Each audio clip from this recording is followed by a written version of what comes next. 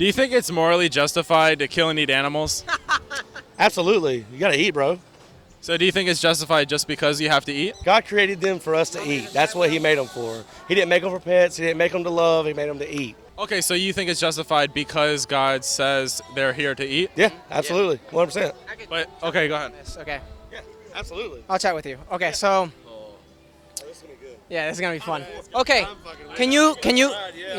can you explain to me what happened in Genesis before exactly the flood and before actually the fall? What were we eating there?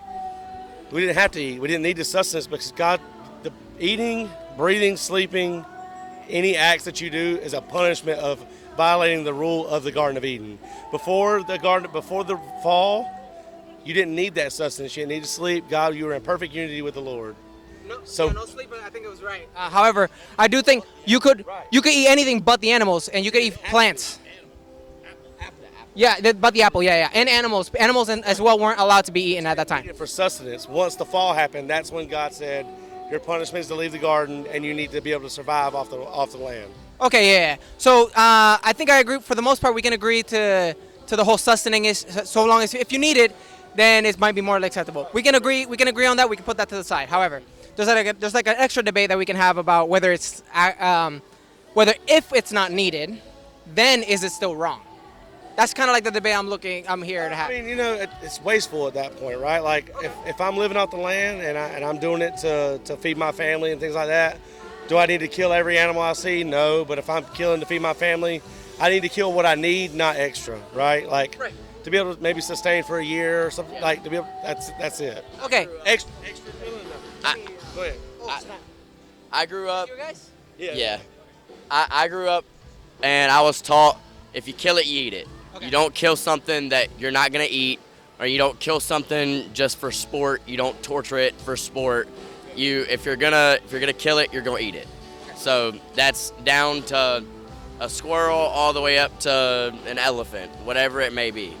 Do you remember at least when exactly did God allow for the killing and eating of animals? I think the Bible. I think the sacrificial part of the law prior to Jesus Christ coming to earth, I think part of the sacrificial law was to sacrifice that animal for the bloodshed for the cover of sins, and then they ate the animal afterwards. But I think that's where that came into play. So, if I'm not mistaken, it was after Noah, after the flood, exactly when it depends on your interpretation of the Bible, whether it was the worldwide flood or whether a local flood, whatever interpretation you want to take. However, it was after Noah's flood when it was a necessity that it was acceptable to kill and eat animals for consumption. Do you guys agree with that so far? I agree with that, yeah. Okay, so before Noah, after the fall, it was wrong to kill and eat animals. I'm not saying kill, I'm saying kill and eat animals. I think anything with a cloven hoof was the actual depiction in the Bible. Is you couldn't eat anything with a cloven hoof. So like horses, oh man, you put me on the spot. Horses you couldn't eat, you weren't supposed to eat. You were supposed to eat only like chicken, goat. There was one other one. Even cow, in some instances, in some cultures, you're not supposed to eat those. But cloven hoof, you could not eat. Which anything with a solid hoof, anything with a split hoof, you're allowed to eat. So, like, do you guys agree? Okay, even in Isaiah specifically, it talks about that, like, when we come back to the land, it specifically says that the lion will eat straw like the ox, and none shall destroy upon my holy mountain. And the child will, I think, hang out with the snake, and there shall be no destruction. There'll be basically no killing and eating of animals. So let me ask you guys this: do you guys think we should, at least as we can, live as close to as God's idealized world as we physically can?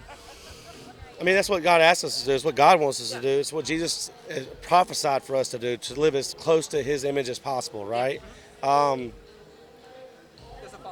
Yeah, like, I mean, yes, we try to live as close as we can. We're not perfect. I'm not saying right? we're perfect, Nobody's perfect. Can you do it in this day and time? That would be my question, right? Yeah. The question is obviously like, okay, so it does seem like the Bible, at least in Isaiah, talks about a type of world where there is no killing and consumption, right? And specifically, it seems like we all agree here that we should live as close to God's idealized world as far as we can, then we should, if we can, strive to be refraining or being against the whole killing and eating of animals as far as we can. So long as we want we should live as close to God's idealized world as far as we can. What do you guys think about that? So, Do you guys see the reasoning there? I see the argument, but my thing is like, so he created us the way that he wanted us to be created, correct? We were created, we were able to digest animals. We have the teeth to eat both plants and animals.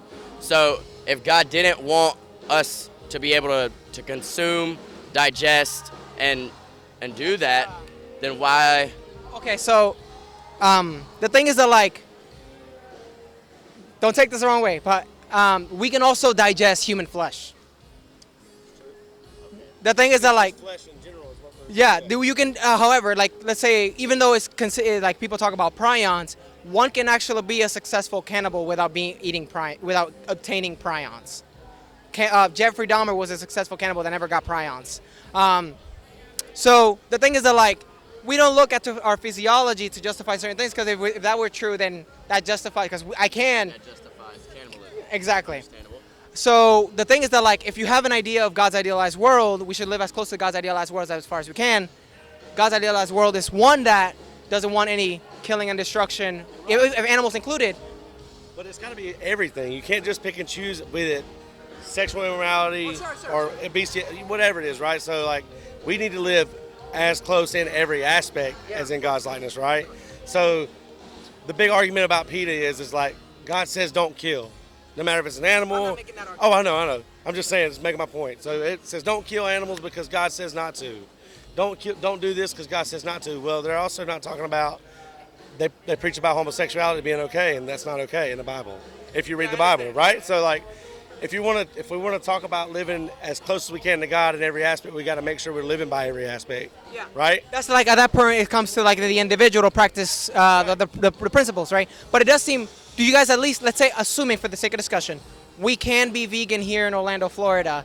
You should be vegan, given that veganism actually does, in fact, tries to get us closer to God's idealized world, a world where we prevent the killing and eating of animals.